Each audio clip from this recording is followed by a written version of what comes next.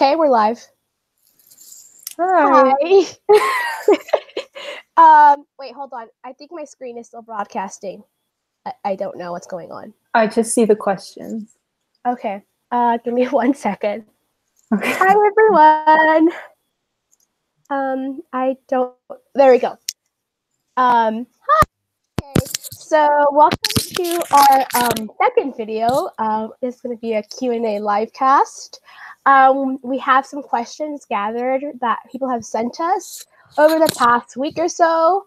There's really no reason why we're doing this other than we just wanted to. So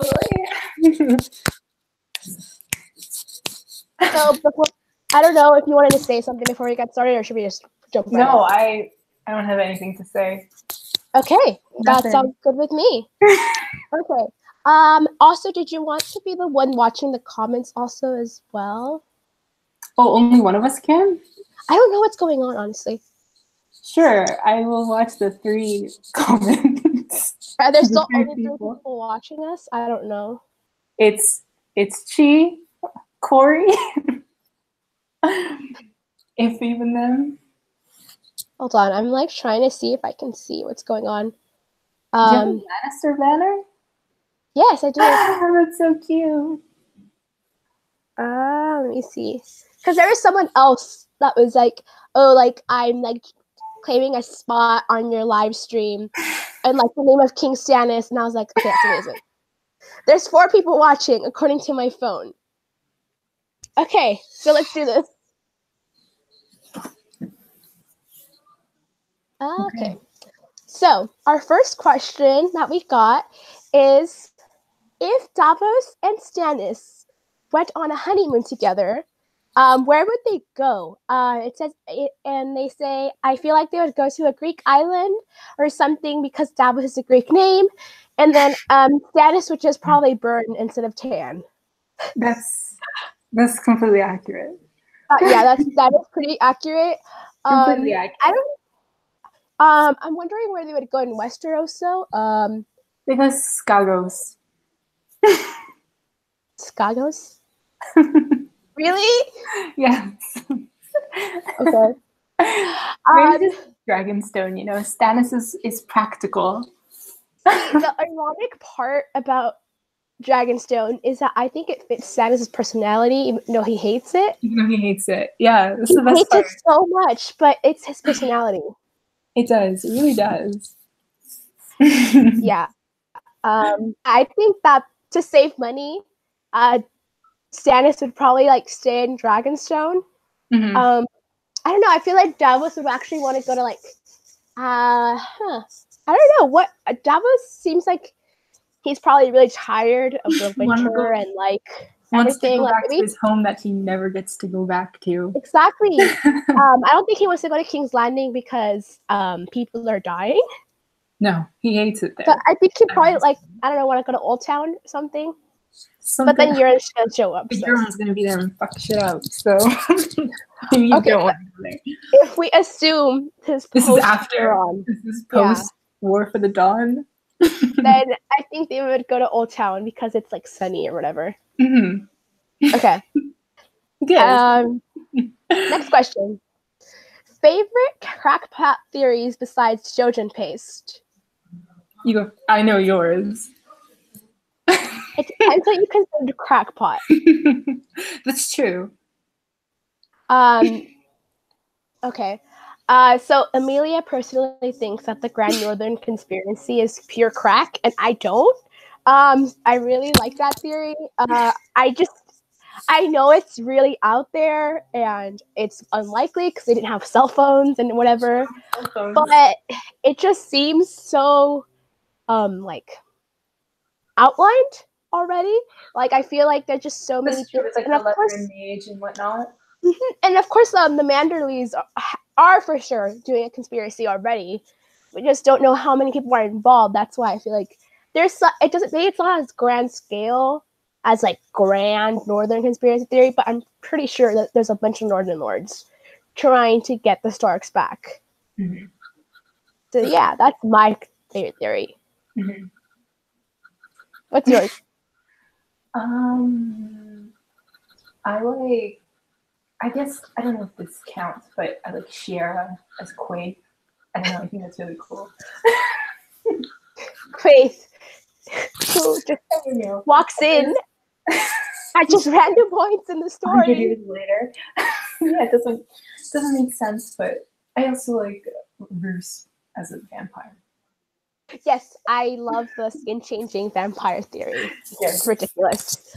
That's So really yeah, if you haven't heard that one, it's that Roos cat is actually like there's just some because you know how like the brand is all brands theory, kind of along that vein where I guess all the Boltons are actually like one guy that just changes like skins across time to survive. I don't know. And then Roos is just one iteration of this Bolton person that has changed skins, and I guess the leeches are because he drinks blood. I don't know. It's crack, but it's hilarious to think about in concept. Very funny. I think it's even more funny when you think about the fact that the son that got killed, I don't think he looked as much like Roos as Ramsay does. So it's like, oh, maybe like Roos wanted to choose his next body to be Ramsay because it looks more like him or something like that. I don't know. It's complete crack, but it's hilarious. It is really funny. Okay. The next question is your favorite chapters. Okay, you can go first. Okay. Because you have like a defined list. I know you do. How many? 5 or 1? I don't know. Just give a couple. Okay. A Game of Thrones, Daenerys 9. A Dance of Dragons, Daenerys 10. The Sansa chapter with the snow. Sansa 7. Yes. I stole my choice. Bran 3. And then Which one? Oh, Game of Thrones. Okay. And then A Dance with Dragons, Cersei 2. Okay. So, yeah, for me, Sansa 7 definitely is up there. In A Storm of Swords, Bran 3 in A Game of Thrones is probably one of my favorite chapters in the whole series, too. Along that line, Bran 3 in A Dance with Dragons, and I'm not just saying that because of the face. I actually really enjoyed that one. It made my brain, like, explode. I've been rereading currently, in case y'all don't know, and so right now I'm on Clash of Kings, but yeah, so I might have more Game of Thrones ones to say right now. I also really liked, hold on. Mila, you're going to be like, stop standing John, but it was a good chapter.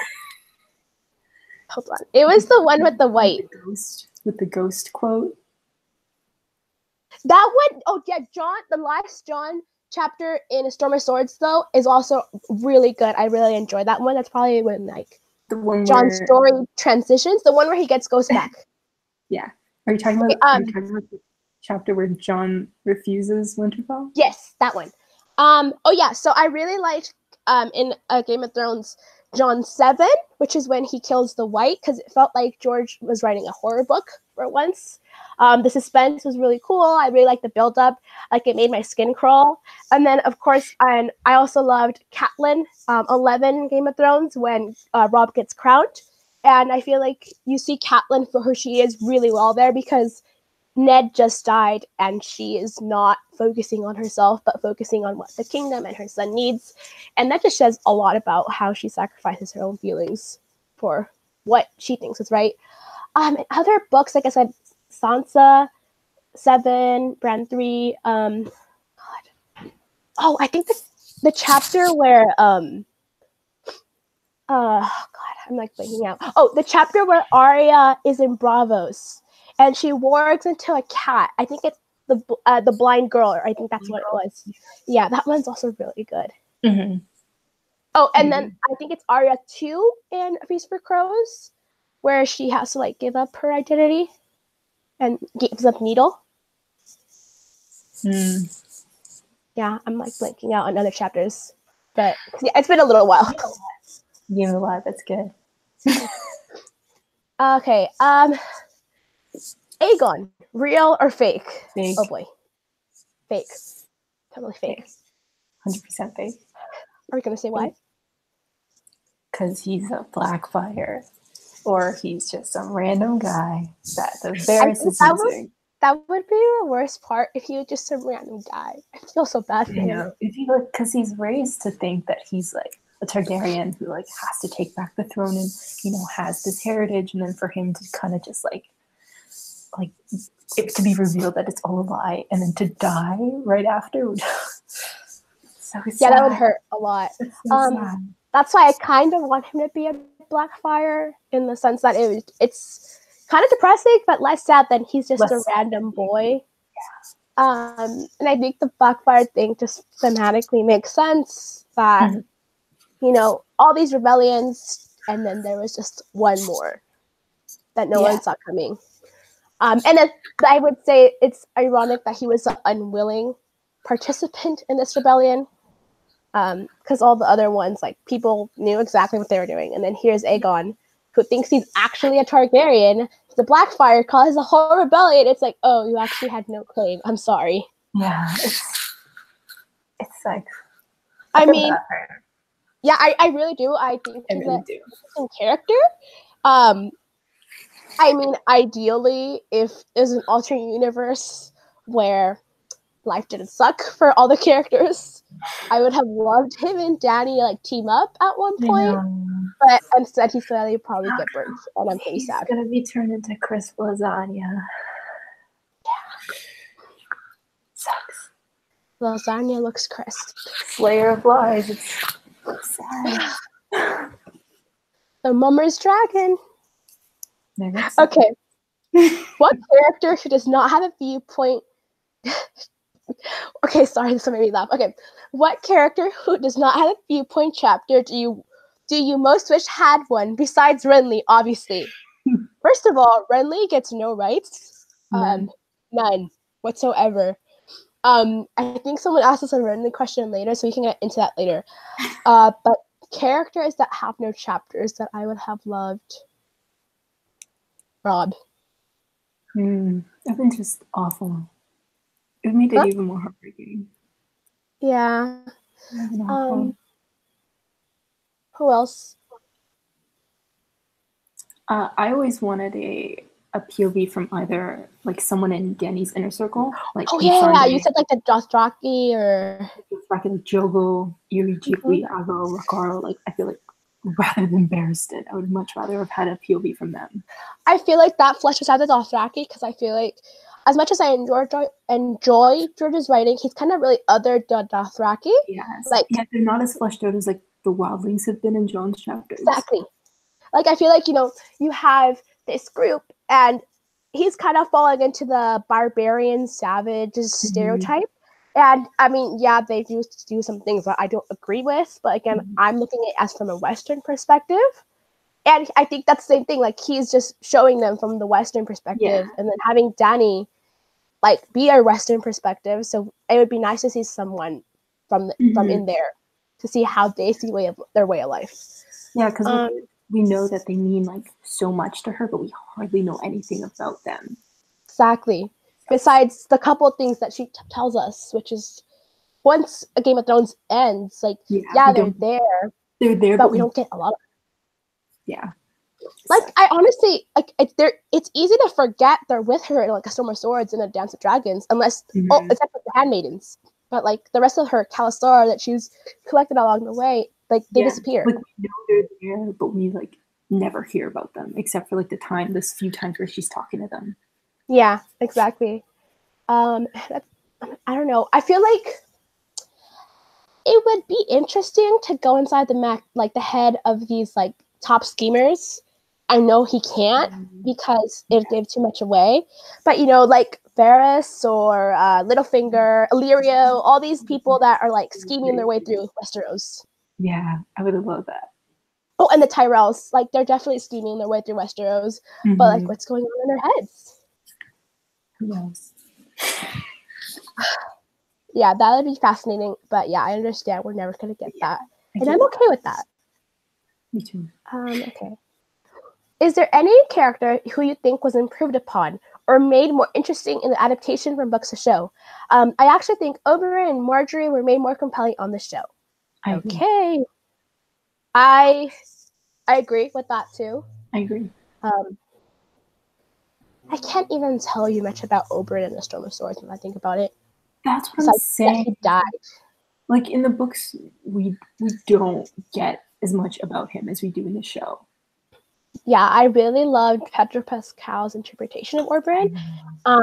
Because I mean, I watched the show first and then read the books, so I had like an image of Oberyn in my head reading the books, and I don't remember much about book Oberyn as much as I remember Pedro Pascal's Oberyn. Like all I can remember is the scene where he goes into Tyrion's cell and it's like, I'll be your champion, and then like kind of whatever memories the Sand Snakes bring up. Yeah, and that's not much. Yeah, and I think the only thing I can remember that isn't in the show about Oberyn is that him and Willis, like how he like broke Willis's leg, they became best friends. I can't remember that. That's about it.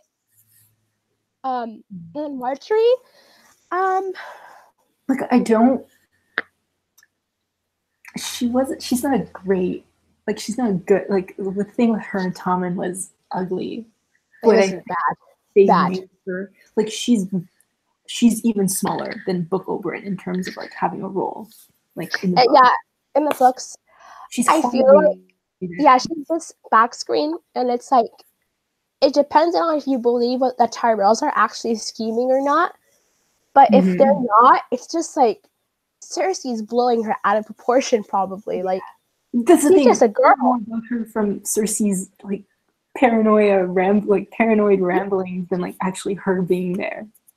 Yeah, I mean, I think the thing with I think I read somewhere, I don't know how long ago it was, that I think George mentioned that Natalie Dormer's interpretation of Marjorie might have been like book Marjorie in 10 years, which I can see. Yeah, that makes sense.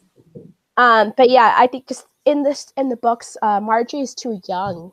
Yeah, was she like 16?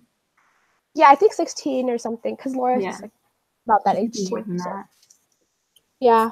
But even then, it's like, you know, I feel like the book just kind of shoves her to the side. You find out things like, oh, she got Tommen a cat, or like, but that was in the books too, right? It's been so long. Yeah, exactly. I can't even remember what she did. I remember, you know, of course, like she befriends Sansa just so she can trick Sansa. So, I mean, Olenna and all of them can trick Sansa into marrying Willis. Then that falls through, so suddenly all the Tyrell women aren't talking to Sansa. That's so sad. That's so sad. It hurts me every time. She just needed friends. I can't. And then I remember that her cousins are there, which aren't in the show. Which is her cousins. She has a bunch of cousins, which is cute. It is cute because she has a little girl gang, and then they all get arrested. Like women's. I know. That was awful. It's just like blew up into. What I find most ridiculous is they arrest all the cousins, and like one of them is like 10 years old. Yeah, right? Like they're like small. Like, what do you think this 10-year-old is doing? Yeah, I know they got set up, but it's like, why would you arrest a 10-year-old? It's too far. Man, Cersei crazy. Yeah. That's just a feast for crows, Cersei for you. She's wild. She's wild. She is. And then, the next question they had asked was about Marjorie, and then how we think. It was just like, speaking of Marjorie, do you think she's been playing the game actively and been cunning all along, like, make it explicit in the show, or that she's actually innocent regarding everything going on in around her, is just a pawn used by her family to gain power? Yeah, so like we were saying, I think she's very passive in the books, but I don't think she's completely innocent either. Like, she is 16, so I don't think they tell her everything. Yeah. But there's no way she doesn't know everything. No. I mean, not everything, but stuff. I think the show really expanded upon her role. Like, I don't think she's that powerful at all in the books. I think maybe Olenna has let her in on something, and that's why she was kind of able to trick Sansa. I wouldn't put her trickery of Sansa in the books as extreme as it is in the show. Yeah. Because I think because in the show, Olenna and Marjorie seem to be like a team up, that like Olenna sees her as an equal, but I think in the books, Olenna sees Marjorie first and foremost as a pawn, I think. Yeah. I mean, I know that in the show, the only thing that it seems like Marjorie wasn't on the same page as Olenna was the whole Joffrey thing. Like, she seems generally shocked there. But other than that, she seems pretty on board with everything. But in the books, I'm sure she knows a couple things. Like, she can't be I think clueless, she knows like very minimal. but not everything. No, no way. No way. I did read a theory that was like Loris isn't actually hurt at the end of like A Feast for Crows. Like, they just told Cersei that. And like, I'm wondering if like they literally didn't even tell Marjorie like the truth. But the Loris injury, yeah. Yeah, and I'm wondering because like Marjorie seems really distraught. Like, if they didn't even tell Marjorie, like, he's fine. They probably honestly, if the Loris injury is fake, I bet they didn't tell Marjorie either. Yeah, so I feel like they don't tell her enough. Yeah, I feel like they don't hardly tell her anything. Yeah, and I feel like Cersei, in her paranoia, make it seem like Marjorie has like this whole like red, like not red, like a web of spies, and it's like she doesn't know half of the things going on. Yeah, I think like Marjorie being very passive in the books, but Cersei like thinking that she's like this snake is to just further like, yeah, Cersei's fucking crazy. But then again, it would be so ironic if Cersei was right. Like, in her paranoia, she was right, and no one believed her, and then suddenly the Tyrells are running King's Landing. I mean, they kind of are right now, especially now that Kevin is dead. Like, of course, the Tyrells are going to try to fill the vacuum. Yeah. Oh man, I forgot King's Landing. What is going on there now? Kevin's dead. Whoosh. And if you think the idiot that is, Mace Tyrell, he's obviously like he's an idiot, but he's gonna try to fill the spot. Cersei's still there. She's kicking. Oh boy, it's gonna be a mess. If they start finding bodies, that look like they were smashed by something huge, like a huge human, that'll be interesting. Mm-hmm. Okay, next question. I know non-Stavos ships will not and should not be discussed, but since it's crack, arguably, and amusing, John Val or John Satin or John Val Satin, which one would you choose? And either way, there's no denying that he's a baby bisexual. It's true. And I think that, and she says, I think we can mostly talk for bi John headcanons. Listen. Well, he is. He's not straight. Yeah, no, not at all. Not at all. You don't get those reactions. He's not gay either. Yeah, but he's definitely bisexual. Mm-hmm. I like John Satin. I like John Val. I like John Satin Val. I like all of them. They're all good. They're all great. They're all great. He's in love with both of them. It's so funny because again, like, this is probably just us slightly projecting because we're both not straight either. But I mean, come on. He literally is like out here in his first chapter, like dreaming and stuff. And he's like, oh my god, Jaime Lannister, he's like so pretty, blah, blah, blah. It's like, dude. And like him always do you have something to tell us? And then him, like, whenever Val is near him, he's just like laser eyes on her. That whole scene where she's leaving and he's like talking about how like the moonlight is bathing her or whatever, and then like she kisses his cheek and he's like, I just. And then Satin, it's like, Satin was pretty, like pretty Satin every 5 seconds. The eyes and it's so funny, man. John is hilarious. John killed me. Hilarious. As much as we attack him, we somewhat enjoy his character at times. Sometimes. Yeah. And also, I mean, like, you can argue also, like, the way he idolizes, like, all these, like, male heroes. Like, that just also could be, you know, just being a boy. But also, it's like, he's, like,